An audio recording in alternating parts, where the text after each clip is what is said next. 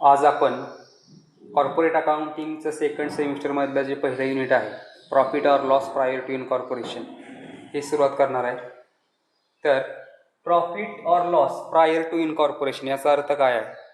Prior to incorporation म्हणजे स्थापना होण्यापूर्वीचा. Incorporation company incorporate झाली म्हणजे कंपनीची स्थापना झाली. कंपनीची स्थापना होण्यापूर्वीचा प्रॉफिट किंवा लॉस. त्यासाठी आपल्याला माहीत पाहिजे की कंपनीची स्थापना कधी होती.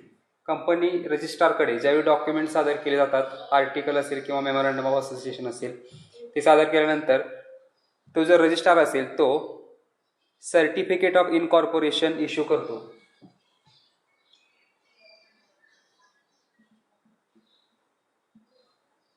सर्टिफिकेट ऑफ इनकॉर्पोरेशन म्हणजे कंपनीची स्थापना झाल्याचं सर्टिफिकेट हा इश्यू करतो. हे सर्टिफिकेट ज्या तारखेला इश्यू होतं त्या तारखेला कंपनीची स्थापना झाली असं मानलं जातं. मग हे सर्टिफिकेट इश्यू होण्यापूर्वी जर कंपनीनं प्रॉफिट कमवला तर त्याला म्हणायचं प्रॉफिट प्रायर टू इनकॉर्पोरेशन म्हणजे कंपनीची स्थापना होण्यापूर्वी मिळवलेला प्रॉफिट. जर कंपनीला त्या कालावधीमध्ये लॉस झाला तर त्याला म्हणायचं लॉस प्रायर टू इनकॉर्पोरेशन. आता कंपनी स्थापन होण्यापूर्वी प्रॉफिट किंवा लॉस होऊ शकतो का? तर होऊ शकतो. कारण काय आहे तर समजा कंपनी स्थापन होण्यापूर्वी कंपनीचे जे प्रमोटर्स असतात त्यांच्याकडे दोन ऑप्शन असतात कंपनी सुरू करण्यासाठी. एक तर ते शून्यातून कंपनी निर्माण करू शकतात म्हणजे लँड खरेदी करणे, त्याच्यावर फॅक्टरी बांधणे आणि त्यानंतर सर्व यंत्रसामुग्री वगैरे गोळा करून फॅक्टरीचं कामकाज सुरू करणे, हे एक ऑप्शन आहे. दुसरं ऑप्शन आहे एक्झिस्टिंग बिझनेस खरेदी करणे.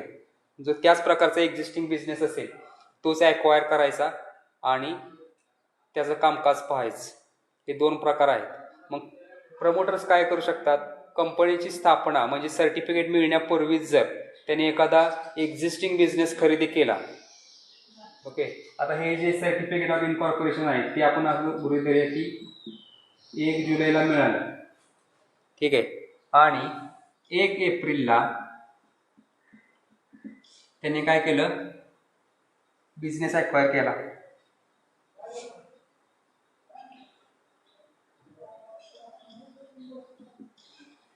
एक्विजिशन ऑफ त्या प्रमोटर्सनी 1 एप्रिलला बिझनेस ॲक्वायर केला, एक्झिस्टिंग बिझनेस जो ऑलरेडी त्याचं कामकाज सुरू आहे तो, आणि त्यानंतर 1 जुलैला कंपनीची स्थापना झाली. मग हा जो पिरियड आहे 1 एप्रिल ते 1 जुलै तो आहे प्री इनकॉर्पोरेशन पिरियड. आणि त्या पिरियडमध्ये जर प्रॉफिट किंवा लॉस झाला तर त्याला काय म्हणायचं? Profit or loss prior to incorporation. Company स्थापन होण्यापूर्वीचा प्रॉफिट किंवा लॉस त्याला म्हणायचं. आता कंपनीनं बिझनेस ॲक्वायर केला 1 एप्रिलला म्हणजे 1 एप्रिलपासून अकाउंटिंग सुरू होईल. ओके, कधीपर्यंत? एक आर्थिक वर्ष संपतं 31 मार्चला. 31 मार्चला वर्ष संपतं. मग कंपनी स्थापन झाल्यापासून आर्थिक वर्ष संपेपर्यंत जो प्रॉफिट किंवा लॉस होईल त्याला काय म्हणायचं?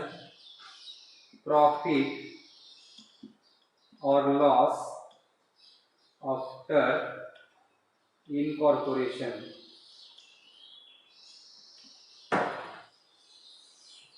ठीक आहे. आता आणि हा जो पिरियड असेल कंपनीची स्थापना झाल्यानंतरचा त्याला म्हणायचं पोस्ट इनकॉर्पोरेशन पिरियड. ठीक आहे, म्हणजे कंपनी स्थापन झाल्यानंतरचा कालावधी हा पोस्ट इनकॉर्पोरेशन पिरियड असेल. आणि कंपनीची स्थापना होण्यापूर्वी जो पिरियड असेल तो प्री इनकॉर्पोरेशन पिरियड असेल. ठीक आहे. कंपनी आपण जे बिझनेस ॲक्वायर केला 1 एप्रिलला तिथून जी आर्थिक वर्ष संपेपर्यंत आपल्याला प्रॉफिट अँड लॉस अकाउंट आणि बॅलन्स शीट तयार करावी लागेल.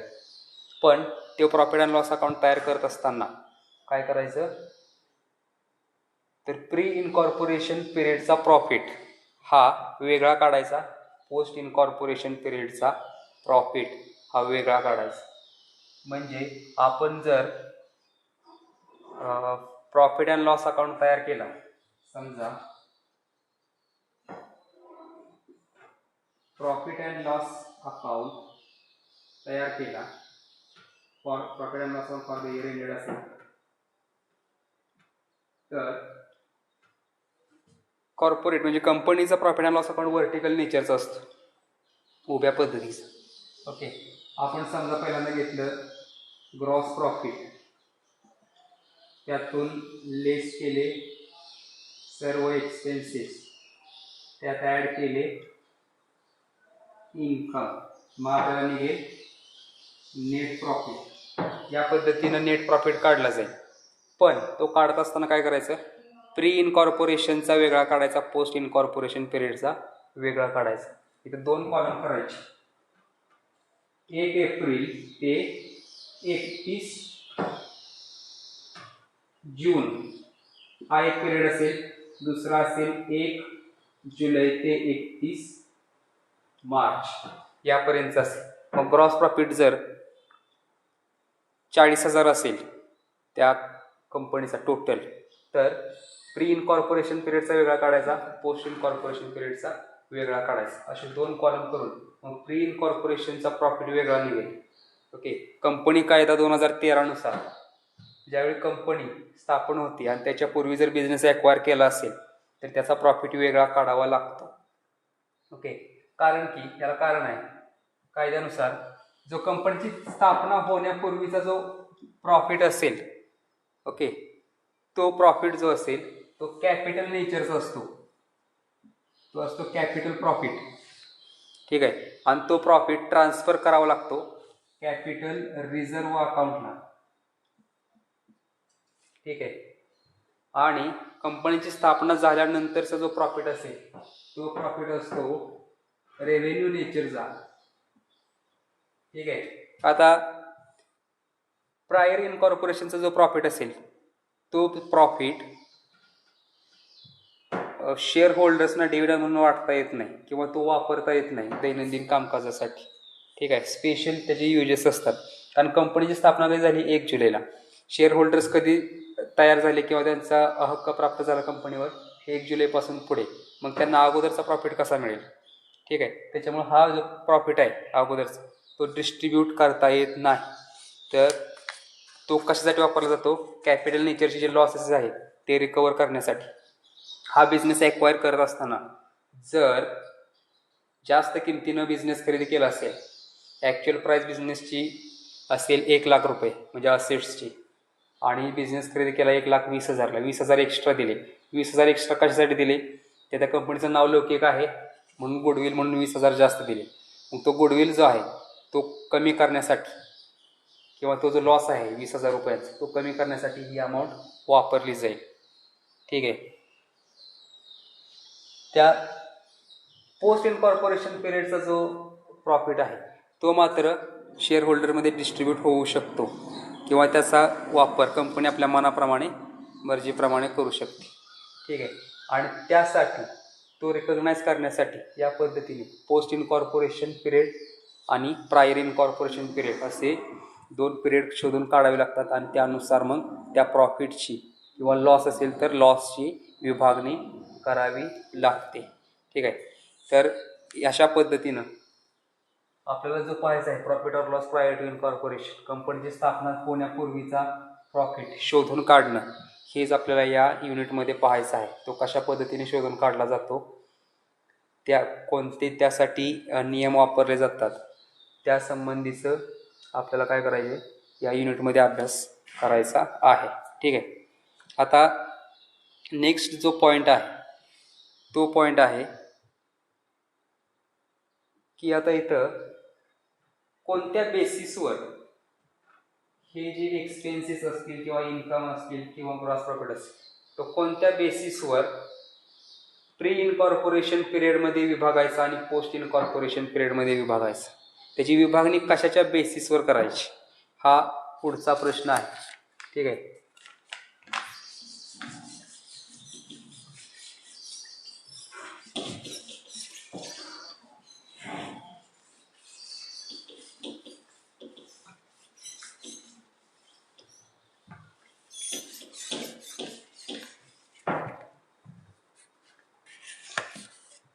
ज्या बेसिसवर विभागणी केली जाते त्याला म्हटलं जातं बेसिस ऑफ अपॉर्शनमेंट.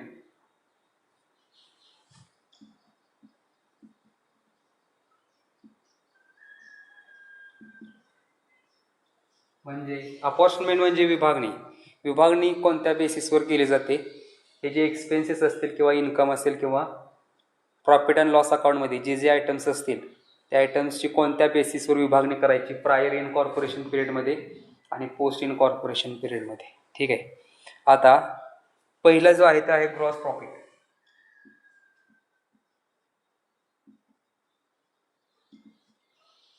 ग्रॉस प्रॉफिटची विभागणी कशी करायची, तर ग्रॉस प्रॉफिट हा वर्षभरासाठीच्या ॲक्टिव्हिटीजमधला असतो.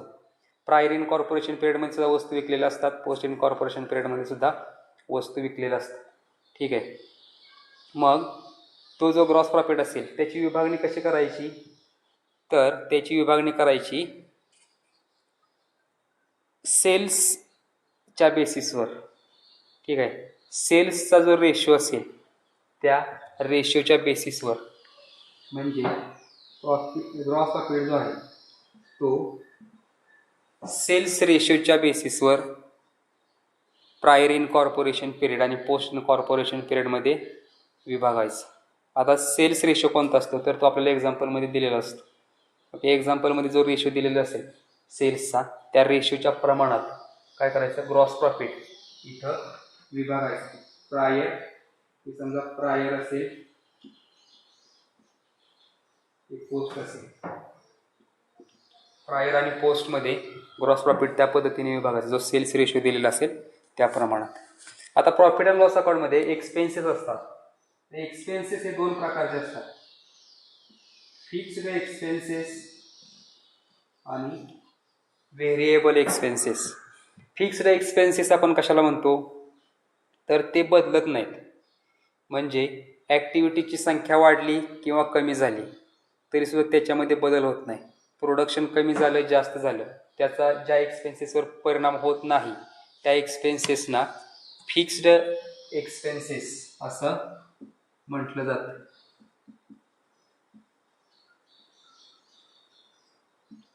फिक्स्ड एक्सपेन्सेसची उदाहरणं काय सांगता येतील तर पहिलं आहे सॅलरी, डेप्रिसिएशन, सॅलरी आहे, डेप्रिसिएशन आहे, रेंट आहे, इन्शुरन्स आहे,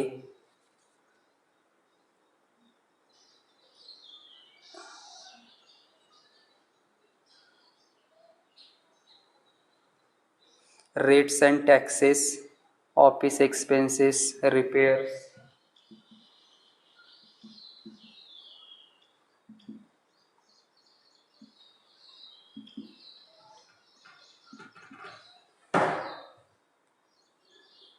त्यानंतर प्रिंटिंग अँड स्टेशनरी.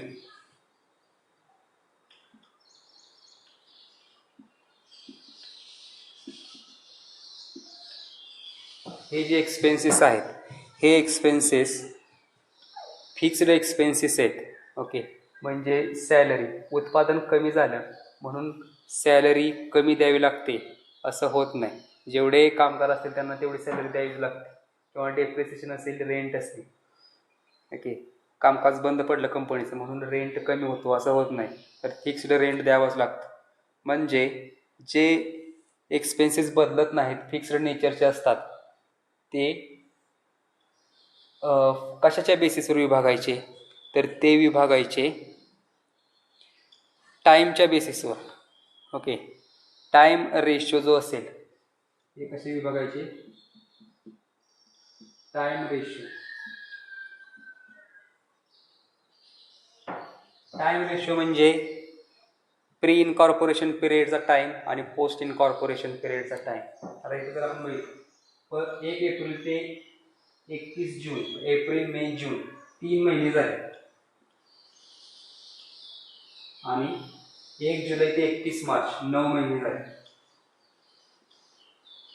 हे टाईम आहे किंवा वेळेचा बेसिसवर 3 महिने आणि 9 महिने आहेत. बरोबर. या बेसिसवरच हे जे एक्सपेन्सेस आहेत ते इतर विभागायचे.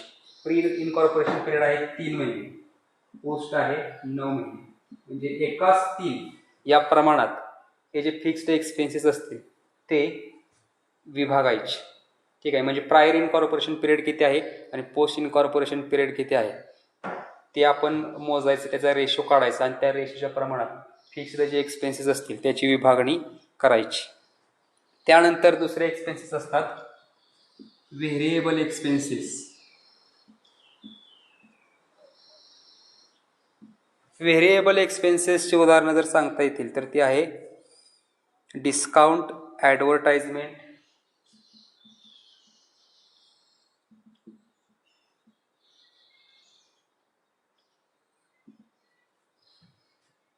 त्यानंतर सेल्स कमिशन, कॅरेज आउटवर्ड,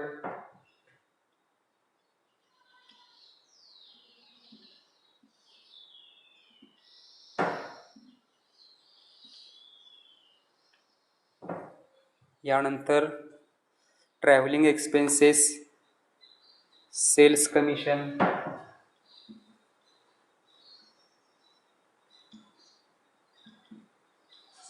झाले. एजंट्सची सॅलरी,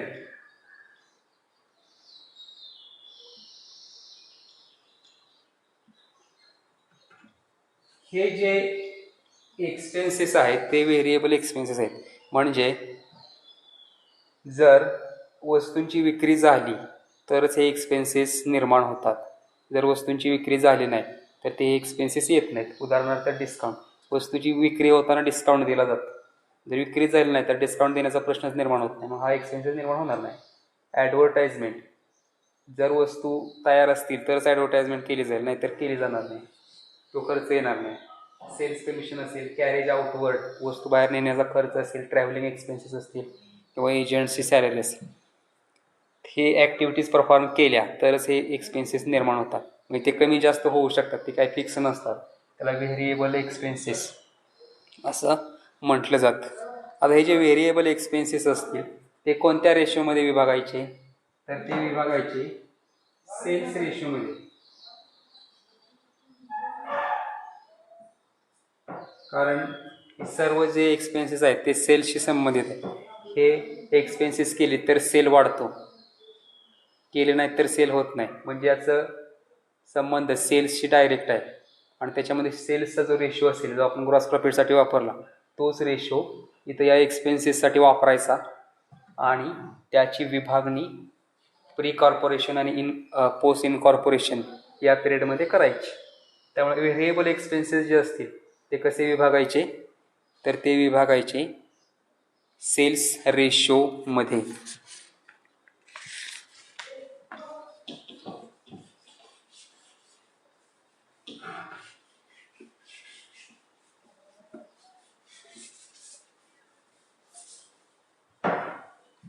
आता यानंतर स्पेसिफिक आयटम्स असतात काही.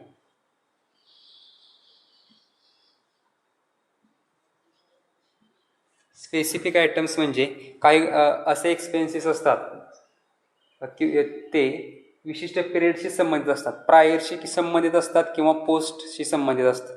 म्हणजे कंपनीची स्थापना होण्यापूर्वीच्या कालावधीशी संबंधित असतात किंवा कंपनी स्थापन झाल्यानंतरच्या कालावधीशी संबंधित असतात. त्यांची विभागणी करून चालत नाही.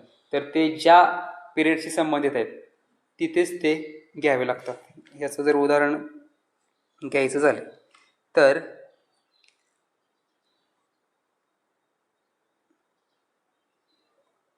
आफ्टर इनकॉर्पोरेशन पिरियड जो असेल,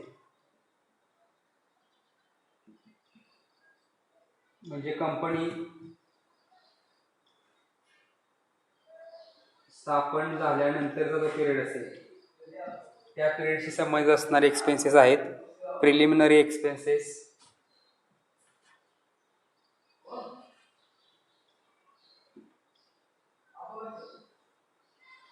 डिबेंचर इंटरेस्ट,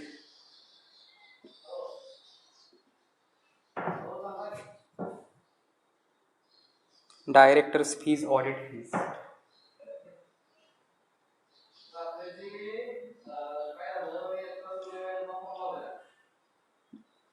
हे जे एक्सपेन्सेस आहेत ते आफ्टर इनकॉर्पोरेशन पिरियडशी संबंधित आहेत. कसे काय?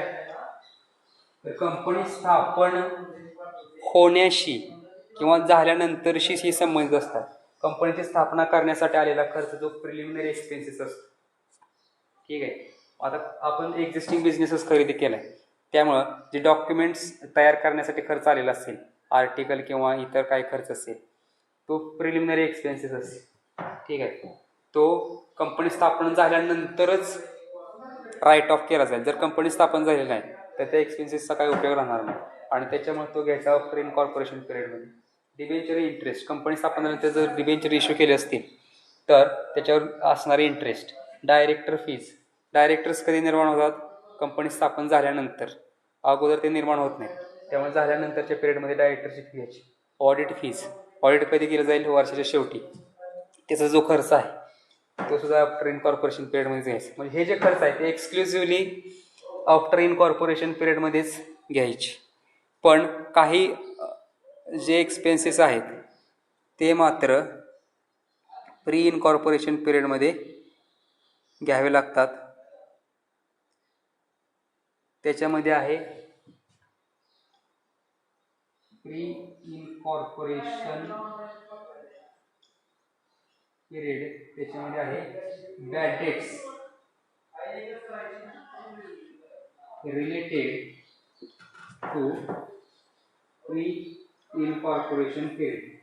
बॅड डेट्स प्री इनकॉर्पोरेशन पिरियडशी रिलेटेड असतील एक्सक्लुसिव्हली, ते त्याच पिरियडमध्ये घ्यायचे. वेंडॉर्स salary,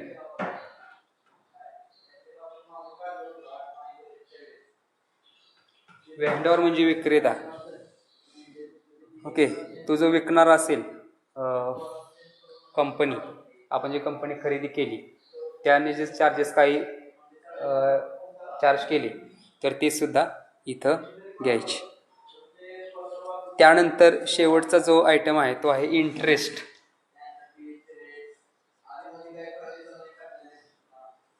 interest on purchase price payable to वेंडॉर.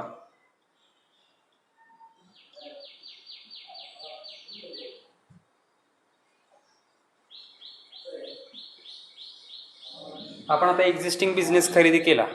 Existing business खरेदी ज्या किंमतीला केला असेल ती किंमत वेंडॉरला द्यावी लागते. म्हणजे त्या कंपनीचा जो विक्रेता असेल किंवा मालक असेल त्याला ती अमाऊंट द्यावी लागते. वेंडॉर कोण आहे?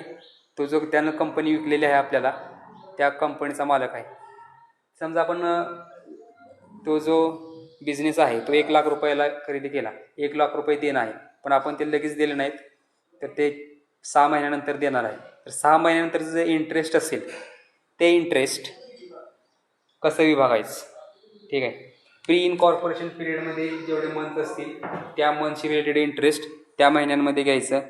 पोस्ट इनकॉर्पोरेशन पिरियडमध्ये जे महिने असतील त्या महिन्याचं इंटरेस्ट पोस्ट इनकॉर्पोरेशन पिरियडमध्ये घ्यायचं. त्या पद्धतीने टाईमच्या बेसिसवर काय करायचं? वेंडरचं इंटरेस्ट आहे ते चार्ज करायचं. ओके. तर या पद्धतीनं चार्ज करून प्री इनकॉर्पोरेशन पिरियडचा प्रॉफिट काढायचा, तो कॅपिटल रिझर्ववर ट्रान्सफर करायचा आणि रेव्हेन्यू नेचर आफ्टर इनकॉर्पोरेशन पिरियडचा प्रॉफिट जो असतो तो मात्र काय होईल? कंपनीचा निर्णय घेईल म्हणजे डिव्हिडंड देण्यासाठी त्याचा वापर होईल. ओके. त्यासाठी आपण profit or loss provide incorporation काढायचं. त्यासाठी आपल्याला माहीत पाहिजे कोणता एक्सपेन्सेस कोणत्या नेचरचा आहे. ठीक आहे. फिक्स्ड एक्सपेन्सेस कोणकोणते आहेत? त्याच्यामध्ये salary, depreciation, rent, insurance, rate, taxes, office expenses, repairs, printing and stationery, हे सगळे फिक्स्ड एक्सपेन्सेस आहेत. व्हेरिएबल एक्सपेन्सेस, बदलणारे एक्सपेन्सेस कोणते आहेत? Discount, advertisement, sales commission, carriage outward, travelling expenses आणि एजंट्स सॅलरी, हे जे आहेत ते बदलणारे एक्सपेन्सेस आहेत. स्पेसिफिक आयटम्स आहेत जे स्पेसिफिक पिरियडशी संबंधित असतात. आफ्टर इनकॉर्पोरेशन पिरियडशी संबंधित असणारे एक्सपेन्सेस कोणते आहेत? Preliminary expenses, debenture interest, director fees, auditor fees. आणि प्री इनकॉर्पोरेशन पिरियडशी संबंधित फक्त 2च आहेत, bad debts related to pre incorporation period आणि वेंडर सॅलरी. आणि त्यानंतर मग इंटरेस्ट कसं चार्ज करायचं ते. तर या पद्धतीने सर्व आयटम्स लक्षात घ्यायचे. कोणत्या बेसिसवर त्यांची विभागणी करायची, अपॉर्शमेंट करायचं ते लक्षात घ्यायचं आणि त्या पद्धतीने प्रॉफिट अँड लॉस अकाउंट तयार करून त्यांची विभागणी करायची आणि त्यानंतर मग ते एक्झाम्पल आपलं सॉल्व्ह होतं. ठीक आहे. तर या पद्धतीने हे सर्व घटक आहेत ते सर्वात महत्त्वाचे या युनिटमध्ये आहेत, ते सर्व लक्षात ठेवायचे. ओके. त्यानंतर आपण याच्याशी संबंधित जे एक्झाम्पल आहे ते नेक्स्ट लेक्चरला पाहूया.